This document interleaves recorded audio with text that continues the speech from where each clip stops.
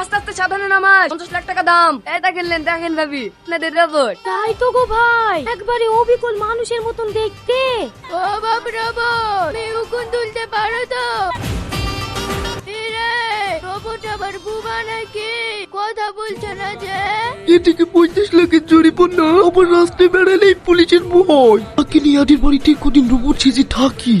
হ্যাঁ পারি। ও মা, এই দেখো রোবটে বাংলা কথা বলছে। বলবে না, কোম্পানি থেকে বাংলা ল্যাঙ্গুয়েজ সেট করেই পাঠিয়েছে। ভালো ভালো মা, রোবটটা গেলে ঘরে চলো। বাসন মাজা হলো? তাড়াতাড়ি এই বাসনগুলো মেজে এই কাপড়গুলো শুদ্ধ কেচে দাও। মামা, এই তো আমার ড্রেসগুলো শুদ্ধ কেচে দিতে বলো। হ্যাঁ হ্যাঁ, আমি তো মানুষ না রোবট। পাড়ার লোকে জামা কাপড় থাকলেও এনে দাও, এগুলাও কেচে দেবো। এই কথাটা তো খারাপ বলুনি। এই বুড়ি আই কি করে? এদালে বোন তোর টাকা, কাপড়গুলো কাঁচা হয়ে গেলে সুকি রোবট খেতে পারছি। তো বিশাল ব্যবসা জিনিস রে, 50 লাখ টাকা কিনে আমাকে কাপড় কাচা চলবে নাকি রে? এদালে বোন 200 টাকা বেশি লে। আমার শাশুড়ি বিছানায় পায়খানা করেছিল, সেই চাদরটাও আছে। তোর রোবটকে ভালো করে কেচে দিতে বলি।